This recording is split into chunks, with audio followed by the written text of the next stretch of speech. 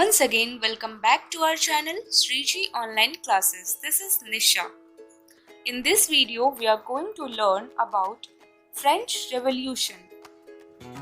French revolution को हम पूरा पढ़ने से पहले थोड़ी इसकी भूमिका जान लेते हैं कि ये रेवोल्यूशन की शुरुआत कैसे हुई। इसके लिए हमें थोड़ा फ्लैशबैक में जाना पड़ेगा। सो French revolution is one of the most significant event of history which have created a great impact on the whole world. यह एक ऐसा इवेंट था जिसने मोनार्की यानी राजशाही को हिंसात्मक तरह से खत्म किया और अपने ही राजा और रानी को मौत के घाट उतार दिया। 17th सेंचुरी की शुरुआत में फ्रांस एक वर्ल्ड पावर हुआ करता था ब्रिटेन की तरह, और ये दोनों देश में अपनी कॉलोनीज बनाते जा रहे थे। During this period France king Louis 14 ने पेरिस के कुछ दूर एक पैलेस का निर्माण करवाया जिसे वर्साइल पैलेस कहा जाता है। यह पैलेस इतना भव्य था, इतना सुंदर था कि राजा पहले तो यहाँ सिर्फ शिकार करने के लिए आता था, लेकिन उसके बाद वो यही बस गया, रहने लग गया और अपने साथ कुछ दरबारियों को यानी कि उनके जो ऑफिशियल्स थे उनको भी वहीं रहने की इजाजत दी और उन्हें वहीं पे उलझा कर रखा, ताकि उनके मन में जो उनके राजा और प्रजा है उनके मन में विद्रोह की कोई भावना आए ही नहीं। और इस तरह से राजा अपनी प्रजा से, मतलब कि लुई 14 जो थे, अपनी प्रजा से कुछ ज्यादा ही दूर चले गए और उनकी दुख तकलीफ को उन्होंने बिल्कुल ही भुला दिया। और इसी तरह से यहीं से जो है प्रजा के मन में अपनी राजा के लिए, लुई 14 के लिए जो है वो थोड़ा सा हेट्रेड आना शुरू हो गया था। इसी दौरान 1756 से 1763 तक 7 ईयर वॉर्स जिसे कहा जाता है वो चला फ्रांस और ब्रिटेन के बीच में, जिसमें कि फ्रांस हार गया और इस हार के साथ उसकी जो कुछ कॉलोनीज थी जिसे उसने कब्जा कर रखा था वो चला गया ब्रिटेन के हिस्से। तो इस कॉलोनी से जो उसके पास इनकम आती थी टैक्स के रूप में, वो भी अब बंद होने लग गई थी। और उसके बाद जो है यहाँ की हालत, इकोनॉमिकल कंडीशन जो है वो खराब होने लग गई थी। तो उसके बाद क्या हुआ कि लुई 15 बने वहाँ के किंग, जो कि एकदम कह सकते हैं उनको कोई मतलब ही नहीं था अपनी प्रजा से, थोड़ा सा भी नहीं। वो अपने ही ऐशो आराम में व्यस्त रहते थे, ठीक है, जिसे कह सकते हैं हम हिंदी में बोले तो विलासिता। तो वो पूरी तरह से जो थे वो नाकाम रहे अपनी कंट्री को चलाने में। उसके बाद बने लुई 16 किंग बने 1774 में। लुई 16 जब किंग बने तो वो सिर्फ 20 साल के थे और उनकी शादी एक ऑस्ट्रियन प्रिंसेस से हुई जिनका नाम था मैरी एंटोनेट। और ऑस्ट्रियन प्रिंसेस थी इसलिए लोगों में जो है थोड़ी जो घृणा ज्यादा थी, क्योंकि जो ब्रिटेन और फ्रांस में वॉर हुआ था उसके हार का कहीं ना कहीं कारण ऑस्ट्रिया भी था, इसीलिए लोग इस बात से भी नाराज थे। और जब किंग लुई 16 राजा बने तो उस समय खजाना जो है, मतलब ट्रेजर, पूरा खाली था और उस कंडीशन में कंट्री को रन करना उनके लिए बहुत ही ज्यादा जो है वो मुश्किल था। और जो उनकी वाइफ थी मैरी एंटोनेट, उनको भी अपने ऊपर ही खर्च करना पसंद था। वो बहुत ज्यादा एक्सपेंसिव कपड़े पहनती थी और उनको ये था कि हर घंटे कपड़े चेंज करना है, उनको उसके अकॉर्डिंग ज्वेलरीज वगैरह, और वो जुआ भी खेलती थी। तो उन्हें भी प्रजा से कोई मतलब नहीं था। तो इस तरह से वहाँ पे जो है इकोनॉमिक कंडीशंस जो है खराब होने लग गई और लोगों के अंदर जो है वो प्रतिशोध की भावना जागने लग गई। तो अब हम देख लेते हैं कि ये किस तरह से शुरू हुआ। सबसे पहले हम जानते हैं कि रेवोल्यूशन क्या होता है। What is revolution? A term used to describe an aggressive overthrow of a government structure or social construct or a massive sudden societal values. तो कोई भी ऐसी चीज जो कि समाज के लिए अच्छा ना हो और पब्लिक जो है उससे बहुत ज्यादा तंग आ चुकी हो, उसे खत्म करने के लिए जब ग्रुप में इकट्ठा होते हैं और उसके ऊपर कोई एक्शन लिया जाता है तो वो कहलाता है रिवॉल्यूशन। अब फ्रेंच रेवोल्यूशन के कहाँ से शुरू हुआ वो थोड़ा देख लेते हैं। Introduction. The French Revolution started in 1789. The series of events started by the middle class, shaken the upper classes. The people revolted against the cruel regime of monarchy. This revolution put forward the ideas of liberty, fraternity, and equality. The revolution began on 14th July 1789 with the storming of the prison, the Bastille. Bastille prison को क्यों तहस नहस किया गया? क्योंकि उसको जो है despotic power of the king, मतलब कि डिस्पोटिक मतलब होता है डिक्टेटरशिप, उसको माना जाता था कि ये जो बेस्टाइल प्रिजन है वो राजा का सबसे बड़ा जो है एक सबसे बड़ी ताकत है, क्योंकि उसमें आर्म्स एंड एम्यूनिशंस रखे होते थे। तो पब्लिक ने सोचा कि क्यों ना हम इसे डिस्ट्रॉय करें, और उसको डिस्ट्रॉय करने के बाद उसमें जितने भी सामान थे उन्हें लोगों ने बेच दिया और अपने पास रख लिया ताकि राजा कमजोर पड़ जाए। Causes of French revolution. कारण क्या थे फ्रेंच रेवोल्यूशन के? Poor economy, poverty, massive spending by royals, hatred of Marie Antoinette. Marie Antoinette के प्रति जो थी लोगों में बहुत ही आक्रोश था, क्योंकि वो सिर्फ अपने ऊपर खर्च करती थी और राजा को मतलब लुई 16 को कुछ भी गाइड नहीं करती थी पब्लिक के प्रति उनके लिए कुछ अच्छा काम करने के लिए। वो सिर्फ अपने ऊपर ही खर्च करती थी और उनको किसी से कोई मतलब नहीं था। जो मेजर कॉजेज हैं उनको 3 पार्ट्स में डिवाइड कर सकते हैं हम, social cause, economic cause and political cause. तो सोशल कॉज क्या था कि वहाँ जो सोसाइटी थी उनको 3 पार्ट्स में डिवाइड किया गया था, क्लास सिस्टम था वहाँ पर, और उसे कहा जाता है स्टेट्स। तो फर्स्ट स्टेट में कौन आते थे? Clergy of the Roman Catholic church, मतलब कि जो चर्च में काम करते हैं वो होते थे फर्स्ट स्टेट से बिलोंग करते थे वो, और इन्हें कोई भी टैक्स पे नहीं करना पड़ता था और इन्हें सारी सुविधाएं मिलती थी। Second state was made up of rich nobles owned 20% land but were exempted from paying taxes. The third state, made up of 97% of the population, includes poor farmer, all middle class. This group paid 50% of their income as taxes. The members of third state resented the special treatment the first and second state received. तो first और second state में जो belong करते थे उन्हें कोई भी tax नहीं पे करना पड़ता था और उन्हें सारी सुविधाएं भी मिलती थी। लेकिन जो थर्ड स्टेट था उन्हें कोई भी सुविधाएं नहीं मिलती थी और उनसे टैक्स भी बहुत ज़्यादा वसूल किया जाता था। तो यही थर्ड स्टेट जो है इन्होंने बहुत ही इम्पोर्टेंट पार्ट प्ले किया है French revolution. Economic causes. In 70s और 80s brought economic depression with a downturn of economy and trade. This led to subsistence crisis. Subsistence crisis means lack of work and deep hunger. Political causes. Louis XVI came into power in 1774 and found empty treasure. Under Louis XVI, France helped the 13 American colonies to gain their independence.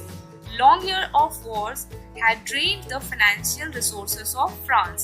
तो France की एक कमी ये भी थी कि उसने अपना सारा फंड जो था वो अमेरिकन वॉर्स में स्पेंड कर दिया था।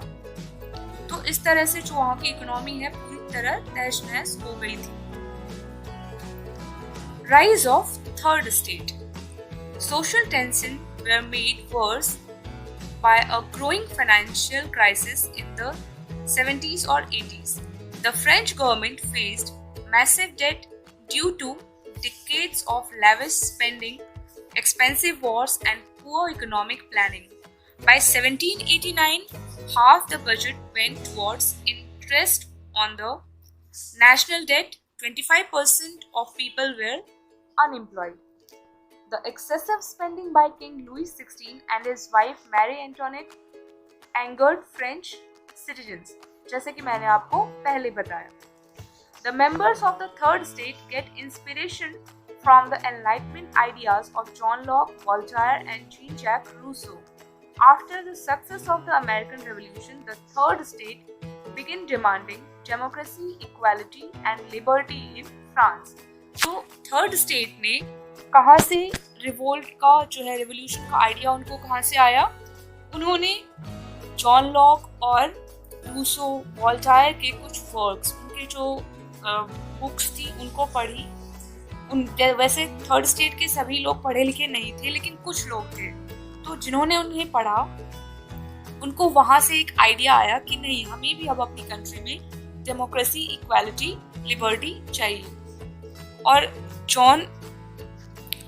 जीन-जैक रूसो का कहना था कि मनुष्य जब स्वतंत्र पैदा हुआ है तो उसके ऊपर किसी भी राजा का या किसी का भी कोई अधिकार नहीं है कि उसको अपनी तरह से चलाए। और ये सारी बुक्स जो थी बहुत ही रेवोल्यूशनरी आइडियाज के साथ थी, तो इसीलिए इन सभी के बुक्स को गवर्नमेंट ने बैन कर दिया था। तो इस तरह से ये बुक्स जो है और ये आइडियाज और ज़्यादा फेमस होने लगी थर्ड स्टेट के लोगों के बीच। तो उन्हें यहाँ से रेवोल्यूशन का जो है एक आइडिया मिला। The Tennis Court Oath. The third state formed a new national assembly to make laws for the French people.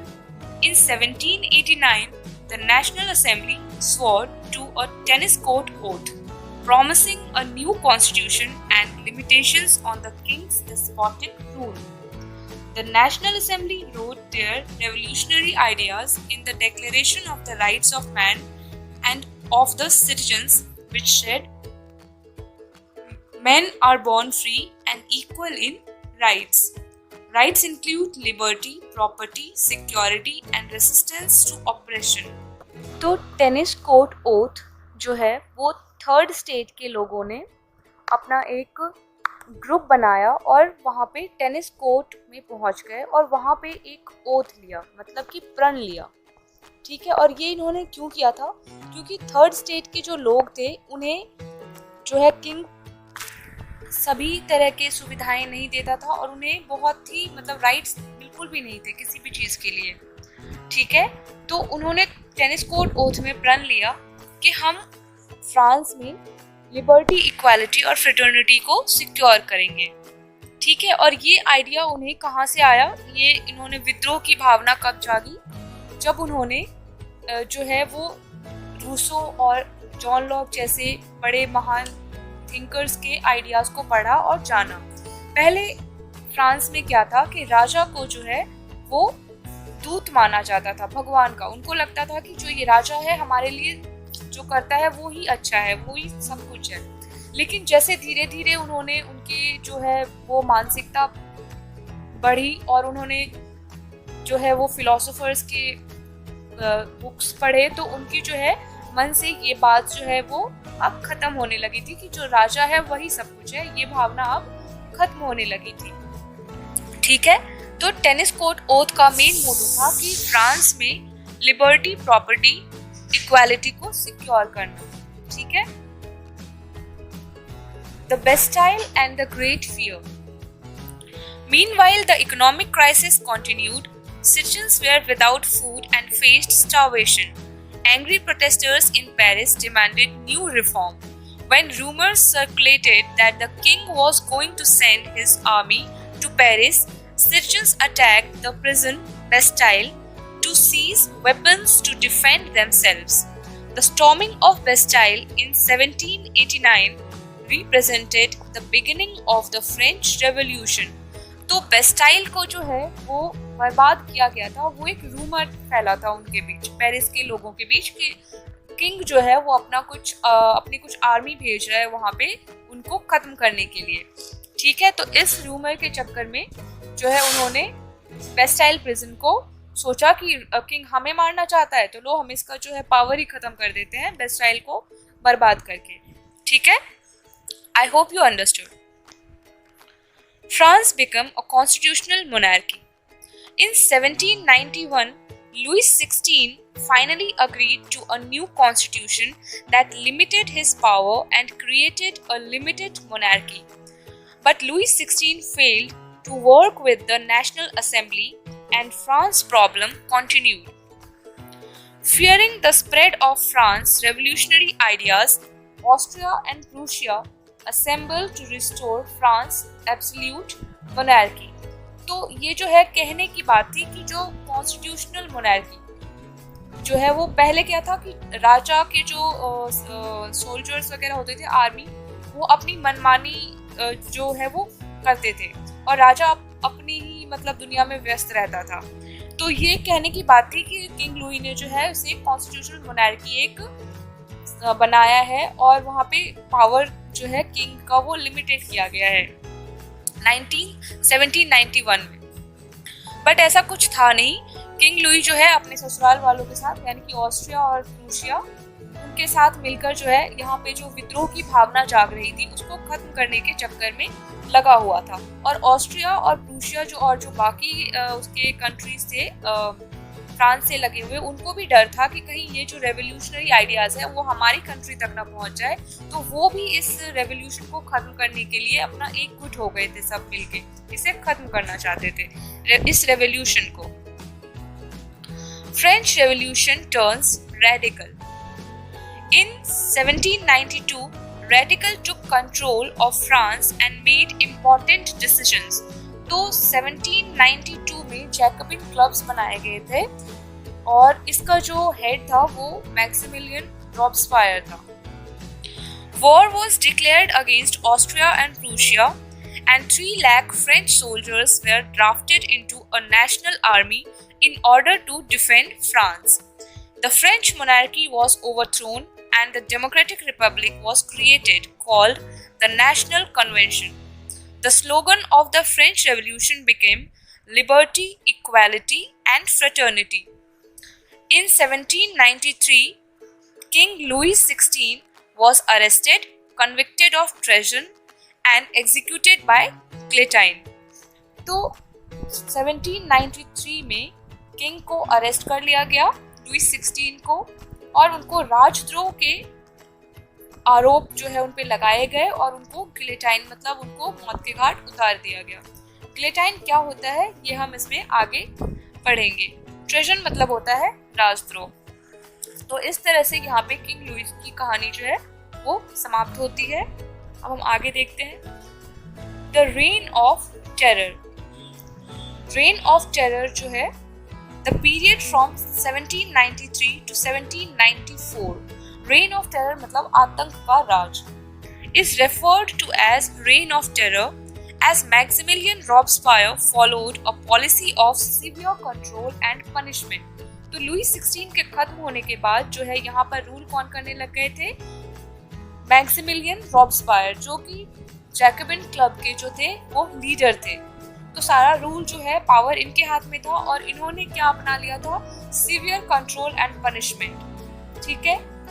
All his enemies, ex-nobles, clergy members of the other political parties, even members of his own party who did not agree with his methods were arrested and guillotined. मतलब कि इनका इतना खौफ था, इन्होंने इतना खौफनाक माहौल बना रखा था कि कोई भी जो एक्स नोबल्स अगर इनके रूल्स और इनके कहे हुए, इनके बनाए हुए डिसीजन के अगेंस्ट जाता था तो उन्हें क्या करते थे? ये अरेस्ट करके उन्हें खत्म कर दिया जाता था, उन्हें गिलेटाइन कर दिया जाता था। Finally Robespierre convicted by court in July 1794, arrested on the next day, sent to the guillotine. तो क्या हुआ? अब इनके जो रॉब्सपायर के अपने जो लीडर्स थे वो भी इनके अगेंस्ट धीरे धीरे आने लगे थे क्योंकि इन्होंने बहुत ज़्यादा सीवियर कंडीशन कर दिया था फ्रांस में और बहुत ही वहाँ पे प्राइसेस जो थे वो हाई कर रखा था और ये भी मनमानी करने लगे थे। तो उनके जो लीडर्स थे उन्हें लगा कि अब ये तो हमें भी ख़त्म कर सकता है, तो उन लोगों ने मिलके इन्हें ही अरेस्ट करवाया और इन्हें ख़त्म कर दिया गया। गिलेटाइन क्या होता है? Guillotine, it is a device consisting of 2 poles and a blade with which a person is beheaded. It was named after Dr. Guillotine. तो गिलेटाइन जो है एक मौत की सज़ा जो है इसको आसान बनाने के लिए ये तरीका अपनाया गया था, क्योंकि उनका मानना था कि जो फांसी देते हैं उनमें जो है इंसान तड़प तड़प के मरता है, तो ये जो है कि आसान तरीका है और ये सेकंड में जो है वो सर को धड़ से अलग कर देते थे इसमें। तो इसे बनाया था किसने? It was named after doctor Guillotin. जो अभी आप इमेज देख पा रहे हैं अपने स्क्रीन पे, ये इस तरह से कुछ ये सज़ा जो है वो दी जाती थी। और ये सज़ा किंग लुई 16 के बाद जो है रॉब्सपायर ने बहुत सारे लोगों को दिया था बीच में, और फिर उनकी जो वाइफ थी मैरी एंटोनेट, उनको भी रॉब्सपायर ने क्लेटाइन कर दिया था। उनके ऊपर आरोप था कि वो जो है वो बहुत ही ज़्यादा रेकलेस हैं और अपने ऊपर ही सब जो है वो पैसे खर्च करती है, तो इस चक्कर में उन्हें भी क्लेटाइन कर दिया गया था। In 1799, a French military general named Napoleon Bonaparte led a coup, defeated and seized the power in France. तो फ्रांस जो है पहले जो था वहाँ पे इकोनॉमिक कंडीशन इतनी ख़राब थी, और उस कंडीशन ख़राब होने के बाद भी वहाँ पर जो एक जनरल थे नेपोलियन बोनापार्ट, उन्होंने बहुत सारे कंट्रीज से जो वहाँ पे वॉर चल रहा था वो जीत लिया था, और इस चक्कर में जो है वो वहाँ के लोगों के नज़र में एक एज अ हीरो वहाँ पे बने, और उन्होंने बाद में वहाँ पे रूल किया और एक कॉन्सुलेट बनाया। अब नेपोलियन बोनापार्ट की जो है वो हम नेक्स्ट वीडियो में करेंगे। अब देख लेते हैं लेगेसी ऑफ फ्रेंच रेवोल्यूशन। तो इसमें से जो है अच्छी बात क्या निकल के आई रेवोल्यूशन के खत्म होने पे? The ideas of liberty and democratic rights were the most important legacy of French revolution. तो फ्रेंच रेवोल्यूशन से जो है वो, अगर कोई पूछे कि इक्वालिटी वर्ड जो आज हम पढ़ते हैं और देखते हैं वो कहाँ से आया है, तो वो इसी रेवोल्यूशन की देन है, इक्वालिटी। एंड इस रेवोल्यूशन में ही जो विमेंस थी उन्होंने भी अपनी राइट्स के लिए, अपने अधिकारों के लिए आवाज़ उठाई थी, और उन्हें भी वो राइट्स बाद में मिले थे। So that's all for today. I hope आपको ये वीडियो पसंद आया होगा। अगर आपको अच्छा लगा हो तो प्लीज़ लाइक, सब्सक्राइब और शेयर ज़रूर करें, and stay tuned for the next videos. Thank you.